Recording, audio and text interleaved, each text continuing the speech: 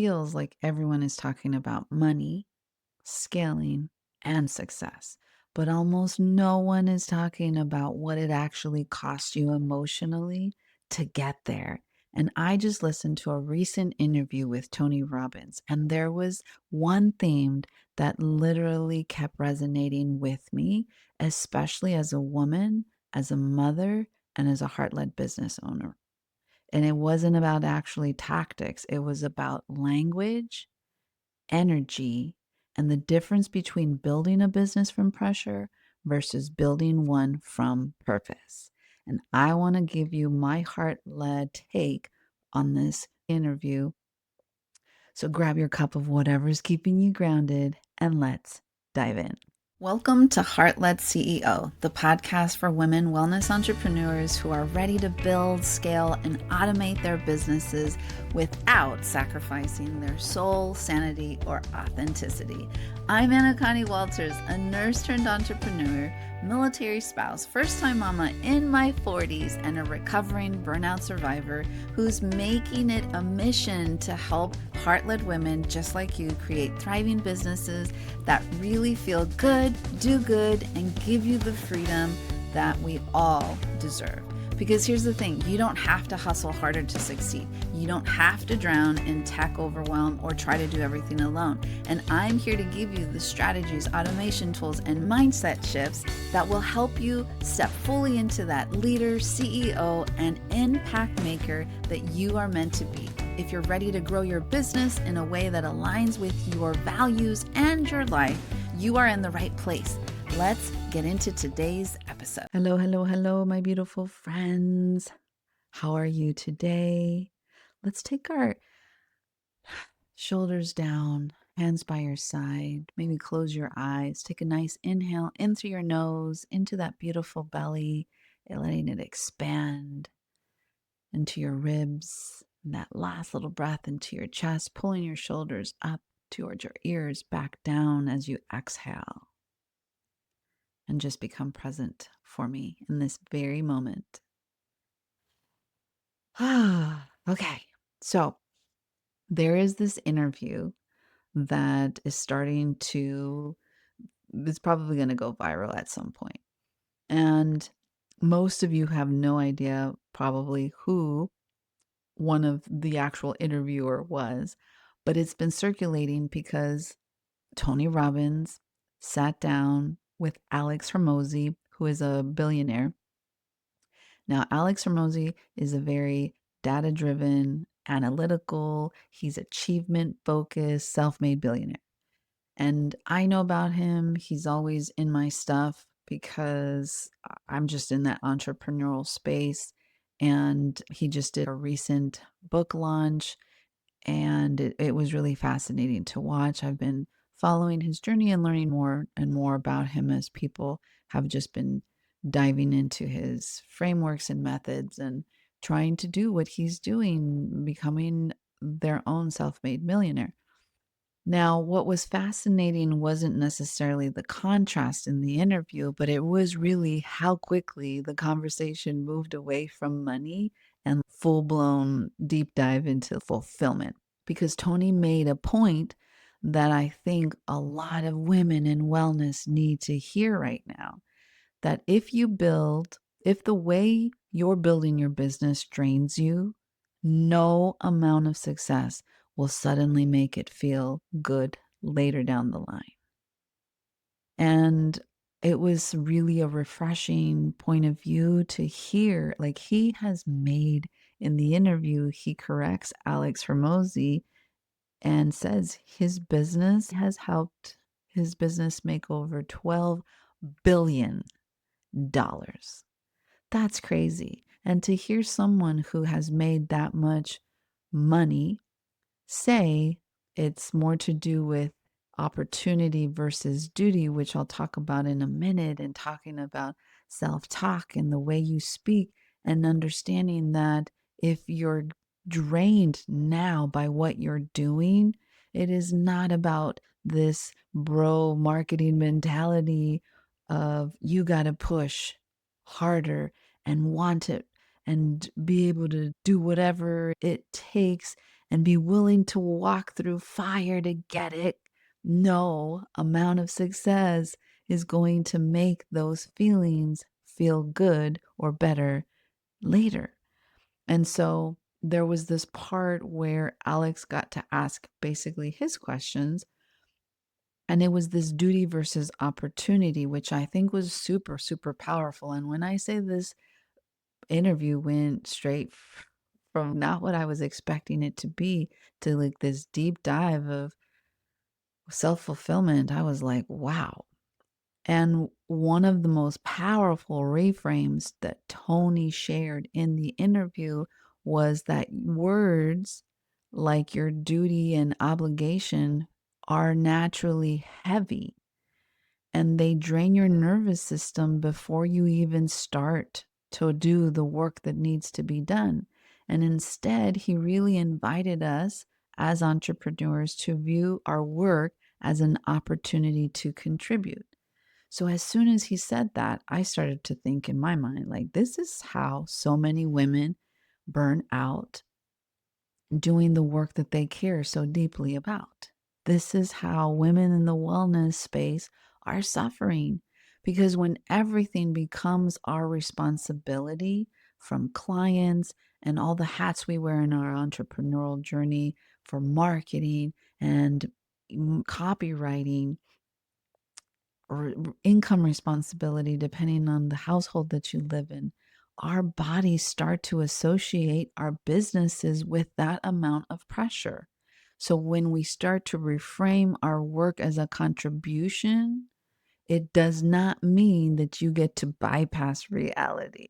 And he emphasizes that in the interview. Like he doesn't want us to be delusional, but it does mean choosing language that fuels us instead of depleting us, which led right into the next thing that he pretty much starts to talk about, which is the power of language.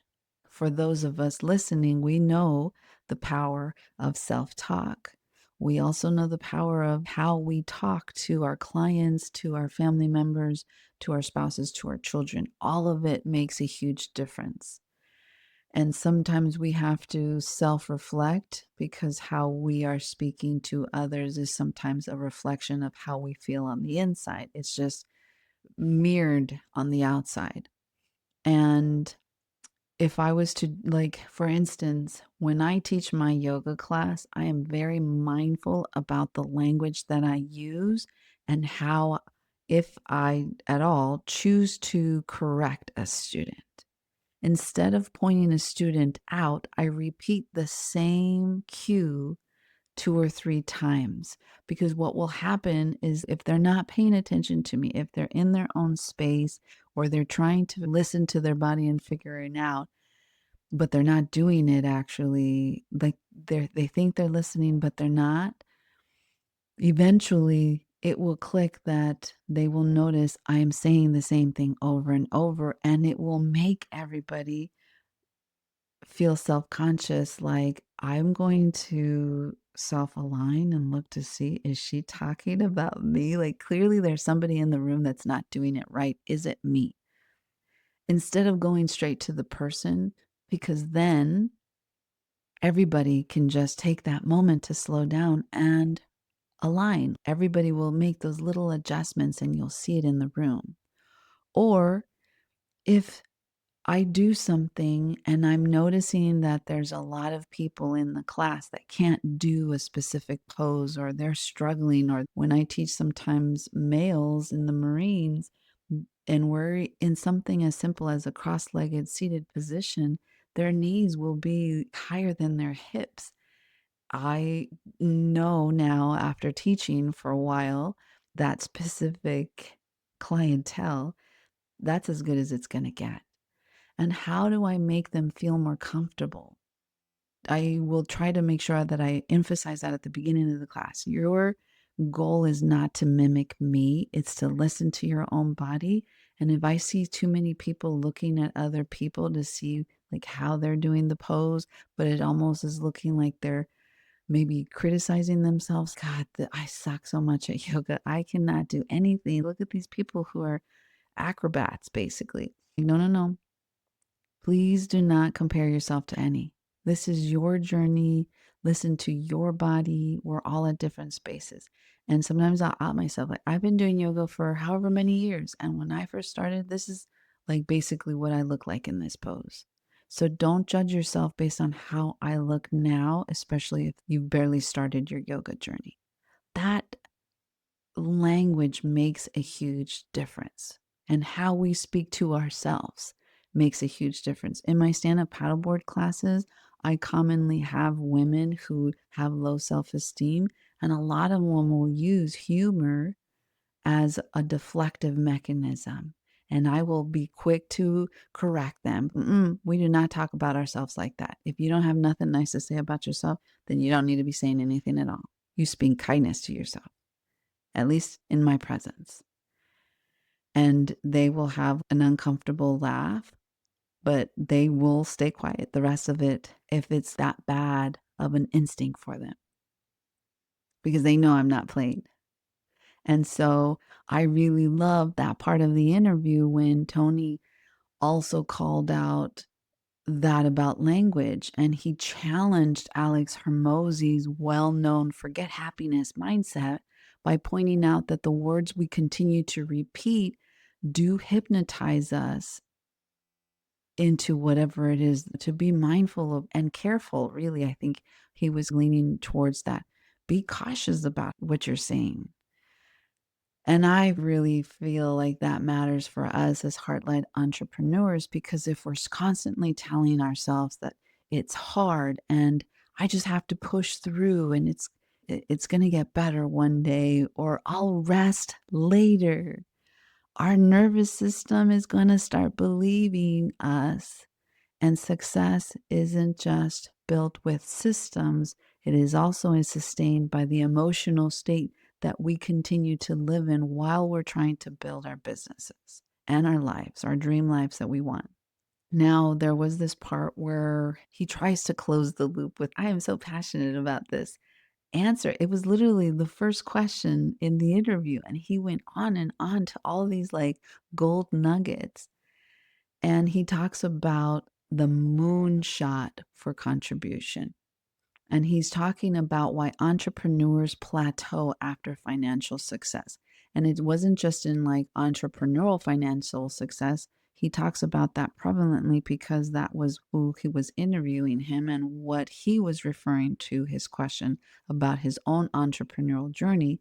But he even brings it back to the same reason why a lot of the astronauts that were in their 30s who would go fly to the moon, especially when it was like Neil Armstrong, literally become alcoholics and druggies because they've plateaued into what can you do next in terms of fulfillment for success after you've walked on the moon.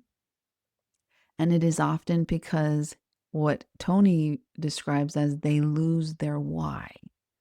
And he really started to encourage this moonshot goal for contribution, something that can be so meaningful that it actually pulls you forward instead of requiring discipline to drag yourself there. So I listen to a lot of like hardcore, like really aggressive, male driven motivational talks through Amazon. It's called Motive University. Most people that listen to this podcast probably have no idea. I've never heard it, but there's a part of me that does get drive from listening to that. But of course, I'm also very drawn to regulated, soft music, feminine energy. But a lot of the messaging in that Motive University is that you gotta dig deep and you gotta want it so bad that you're willing to walk through fire. And the Marine Corps, pain is, what did they say? Pain is, my husband would know if he was listening right now. Like, pain is like evidence that you're still alive, like that kind of hardcore feeling. But what Tony was basically trying to communicate to Alex Hormozi was that you can't build your business and your life based off of one, feeling obligated like you have to, like it's your duty now because so many people are looking up to you, and start looking at your if you have fulfillment, like you like what you do, it can't be, yeah, it makes me happy, but I feel like now I have to keep doing it because I feel like it's my duty to do it. As opposed to, no, you have to do it because you feel that it is an opportunity that nobody else in the world is going to get to have. And really allow yourself to find that happiness and not tell yourself like that the happiness feeling is weakness, because that is actually, I think, what he was trying to say is that's where the true strength comes from. And I really was captivated by this point in the interview itself. For women, especially in the wellness industry, I really feel like this is powerful and so huge because most of us did not start our businesses to win capitalism. We literally started what we do, and I know you did.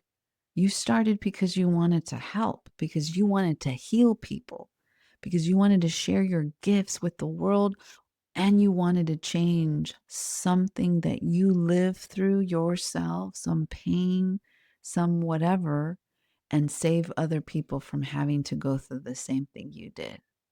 That desire for contribution is not our weakness. It is our renewable energy source as long as we know how to frame it so that it continues to pull us forward instead of us overriding that and forcing it, and then having that force require us to become more disciplined and literally drag us into our life. Alex Hormozi did share a little bit of his wife's story in the very, very beginning, Layla Hormozi, and her transformation, which I was like, I had no idea that was her backstory about how she had this massive transformation from Tony Robbins physically, emotionally, professionally, after she started immersing herself in his actual work. And I want to pause here because that matters for us as heart led women. Your business is often an extension of your own personal evolution. So when you actually start to shift your environment, change your environment, you start to see that who you're surrounding yourself affects you, your work, everything. And then the right people that you start to surround yourself begin to reflect your next identity of who you want to become. And then you give yourself that final permission to actually dream and grow. What naturally happens? Your business starts to grow. You become so much happier in life. Things start to just naturally happen for you, not because you forced it, but because you became someone new. You stop trying to go for something as opposed to being present in the moment and not letting yourself worry too much about the how and the when, and focus on the what. Final takeaway that I want to leave you with is that Tony didn't dismiss Alex Hormozi's ambition. It is undeniable that he is a brilliant man. He didn't shame his success, and he wasn't shaming success in general. He simply was reminding us that fulfillment is an art and does not need to be the finish line. And that really sat with me because those of you who know that I got diagnosed with my two heart conditions at the age of 25 after I ran my first marathon. And it was like this punch in the gut because I was like, I did my marathon in 4 hours and like 20 something minutes, which is pretty good for a marathon. And if you don't know what a marathon is 26.2 miles. And in my mind, after I finished that first one, it's almost like you get addicted to running. I went from literally hating running and carrying money in my running shorts just in case I had to catch the bus 'Cause I was in bad shape before I started training for my first one to wanting to do it all the time, to actually craving running. It was what I did when I was really stressed. After a hard day, I didn't care if I was coming home at 6, 7 o'clock exhausted. Running actually helped me decompress. And after I got diagnosed, it was really this they were like, "You're never going to be able to run another marathon. You need to stop that right away. We're not even sure we want you to continue to exercise." That's how bad it was. And in my mind, I was like, you can't tell me to not run because it is something that my body and my mind are craving. I'm not going to push myself as hard, but you can't tell me what to do. You're not the boss of me. I know my own body and I'm living life to its fullest. I don't care. And I went on to run 8 marathons total. The difference between the first one and the ones that followed was that my mindset was clear that it was not about winning, it was about finishing. And I constantly tell myself when I feel like I'm trying to do too much too fast, or I'm feeling anxious because I don't feel momentum as fast as I expected, or what other people are saying that it should be, or whatever, I remind myself, Anakani, it is not a race, it's a marathon. Because then it made me force myself to really think about the marathon in a different way and actually enjoy the people cheering me on, doing the unthinkable, being able to do something that most people never get to experience. They don't have the discipline, the willpower, the desire, the physical ability to do. And it changed so much. That's why I went on to do so many. And I actually was just thinking, I want to do a half marathon before the end of 2026. So if you don't learn how to feel fulfilled now, you won't suddenly feel fulfilled later, no matter how much you make, no matter how much success you have, no matter how many clients you get to heal or people you save or whatever. And Tony Robbins says that. He realized at one point that he had been giving meals to millions of people, like through his organization and his businesses and things. They had been able to give so many millions of meals to people in need who are homeless and children and whatever, based of something that was inspired from his childhood of not having food during Thanksgiving and having somebody drop food off so him and his family could eat on Thanksgiving. And it sparked this, wow, like humanity isn't bad. Strangers actually do care. And it changed his perspective on life. And that was his pay it forward. But he was disconnected from that.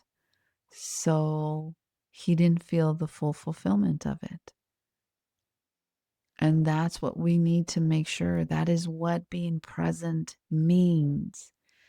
Letting go of the past, whatever happened yesterday, 10 years from now, whatever, you still have the opportunity.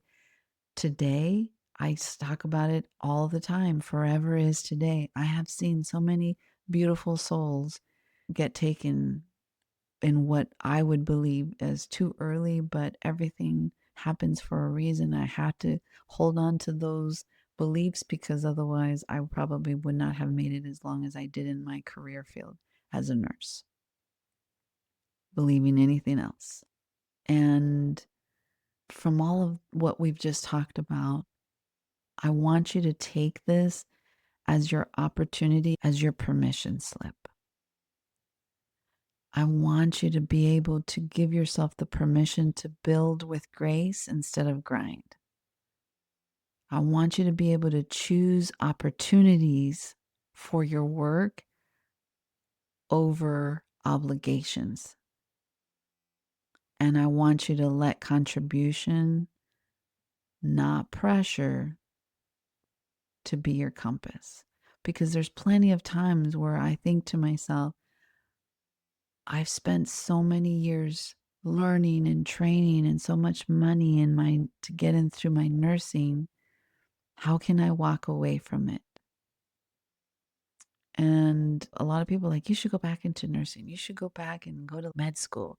You should go back and do something in the medical field. You were so good at it. And my response is, just because you were good at something doesn't mean it's what you're supposed to do. And if this perspective really resonated with you, feel free to save this episode. Share it with someone else who's building something super meaningful, but they're tired of doing it.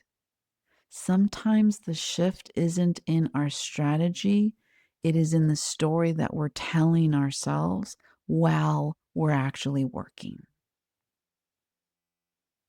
You're doing amazing. I know you are. You just have to close your eyes and actually be present. Take those deep breaths and really listen. As always, continue to be you, continue to be beautiful, continue leading from your heart, and I will catch you in the next episode. All right, beautiful. That's a wrap on today's episode. But before you go, let's talk about something really important. You are not just another entrepreneur trying to figure things out alone. You are a wave leader, someone whose work is meant to create real impact, touch the lives of others, and make this world better. And I want you to know you don't have to do it alone. If today's conversation resonated with you, I'd love to keep this energy going inside of my free Facebook community, Empower Her Biz Collective.